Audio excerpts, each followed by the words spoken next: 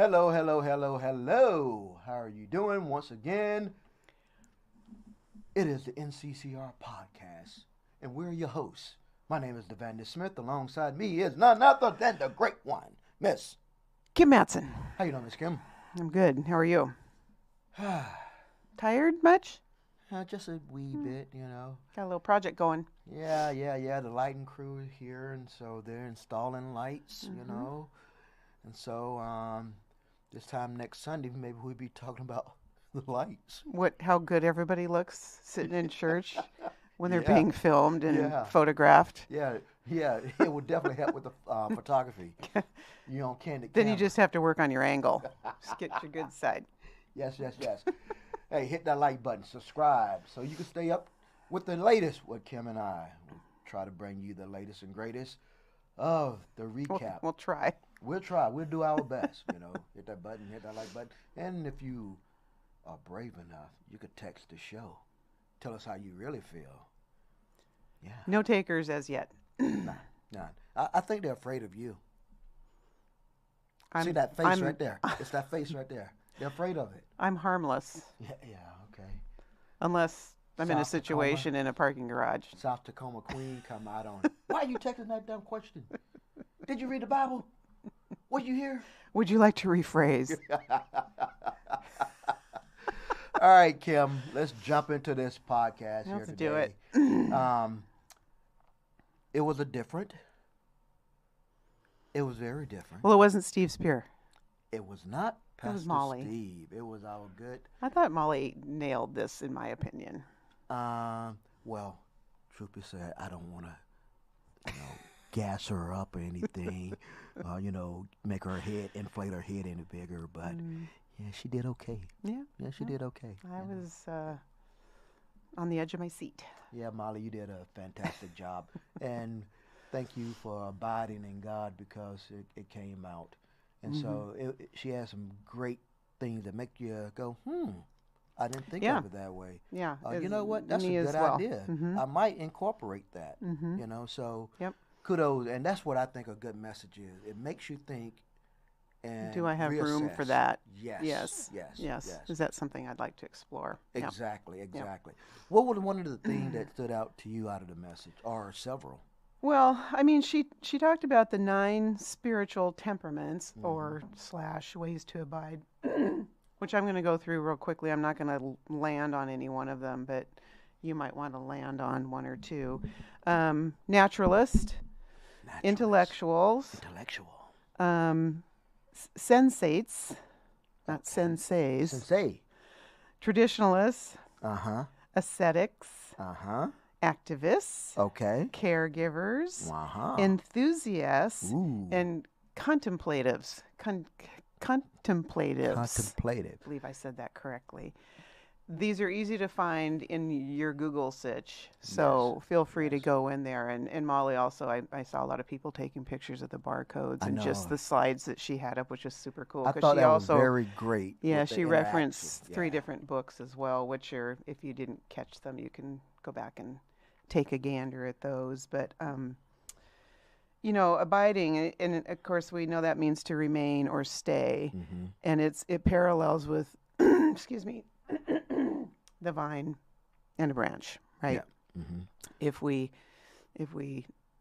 aren't abiding, we're not choosing to abide every day, which it is a choice to do that. Like all the things are a choice. We're always presented with an option. Excuse me. And ribbit. I was going to say, you go ahead and tag me. I'll jump in on it.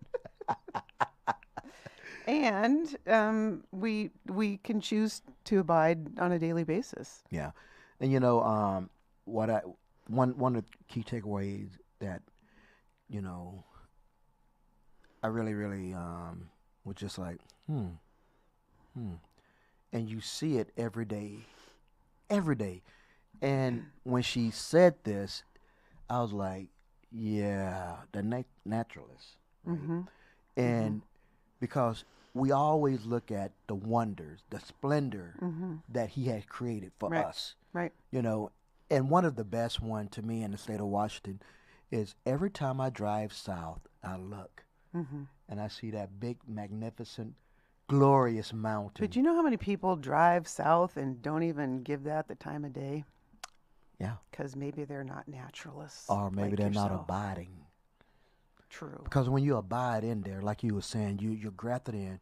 And before I go there on that thought, I didn't want to lose it. I was trying to let you clear your throat.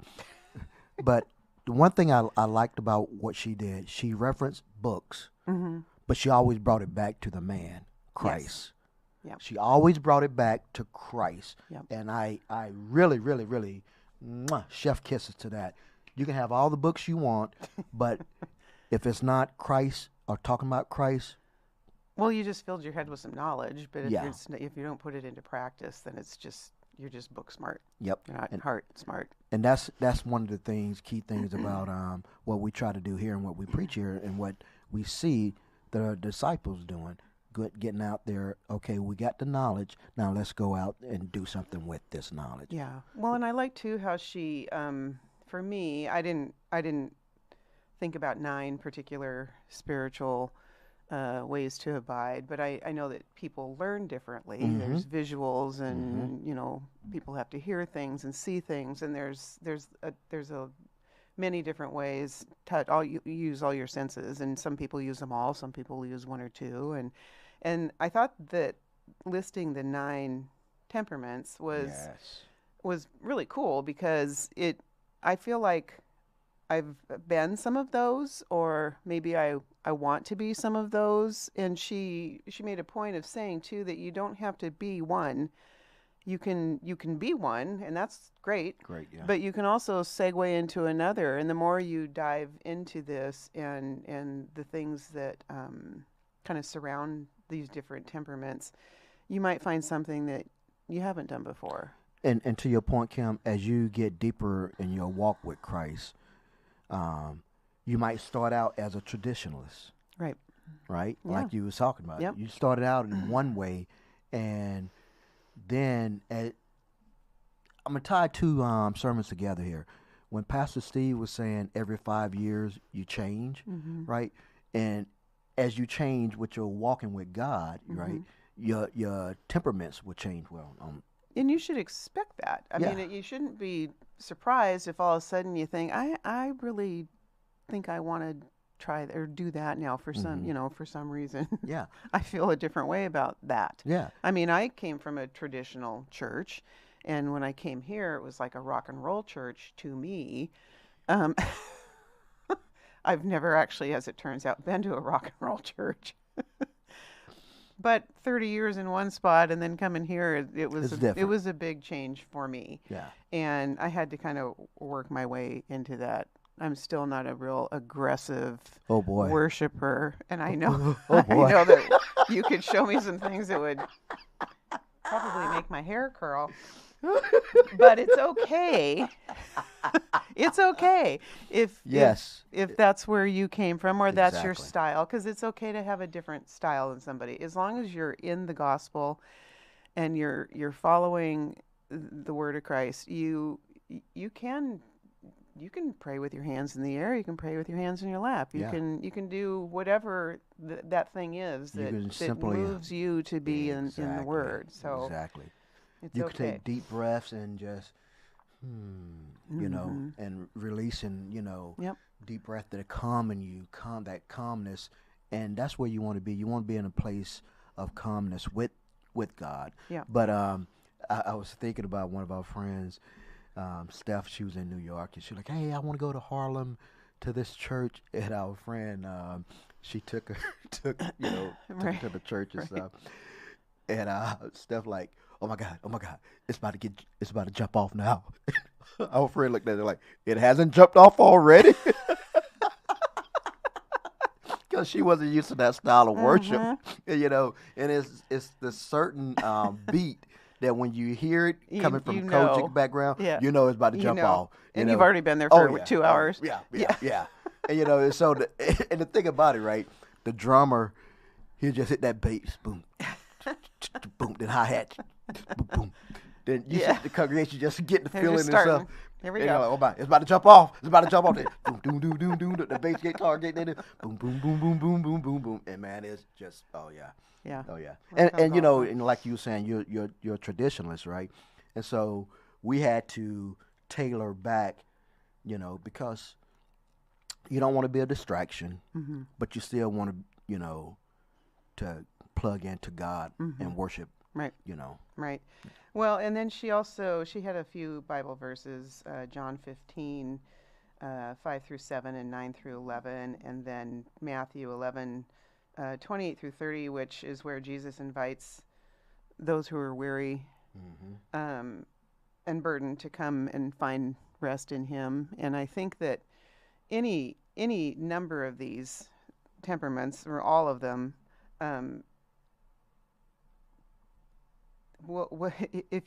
everybody is burdened with something. It can be a good thing or a bad thing. You can be planning for a wedding, which would be amazing, but you could also be planning for a funeral, you know. So you get, your body kind of relates to those things in a similar fashion. It just is feeling a stress or a burden, and it's very specific that we can find rest there. Yeah. And slow ourselves down and find comfort in that. Yeah. Yeah. Well, and I was going to quote Corrie ten Boom, who is Corrie ten Boom?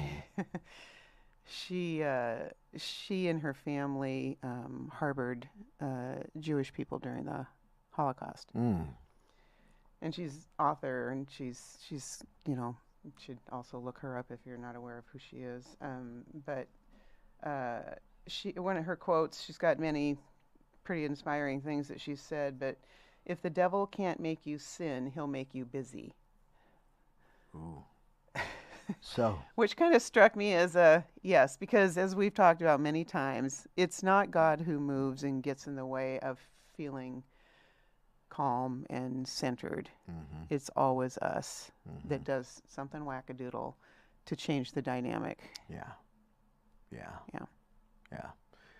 Yes. And the devil will be busy. Well, boy, I tell you, another choice. He was busy yesterday. You can abide in Christ, or you can, you know. And just seem like when you have that good moment with Christ, that's when he's coming at you, man. He's like, oh, you think you had a good time? Okay. Are you sure? Look at this. Look at this shiny thing. And you know, it's she was pointing out all the times that when you go into that wilderness, that time of abiding, rest assured, when you come back, Satan's gonna be busy. Like what you quote, Satan will be busy because we're no different from Christ. Christ went into the wilderness, then Satan was there to come and tempt him. Yep. You know, and you trying to like, man, I just want to focus on God. Just give me a second. Just give me a second, man. Can I have a moment with the Father? You know, you want to show me the world and what you want to offer me, man. Can I just have a long time real quick? Give me a minute. You know. Yeah. Well, so that leads me to my question. Okay, is it a good one? I think it is. Okay, hit it. Does your lifestyle allow room to abide with Jesus? Ooh. Does your lifestyle has room to let you abide with Jesus? So, you're dedicating too much time to this? Possibly. Ooh. I didn't bring my phone today. Ooh. Well, I forgot to. All right, folks, that'll do it for this edition of the NCCR podcast. Thank you for subscribing, and thank you for liking us. And as you know, we always do about this time, we are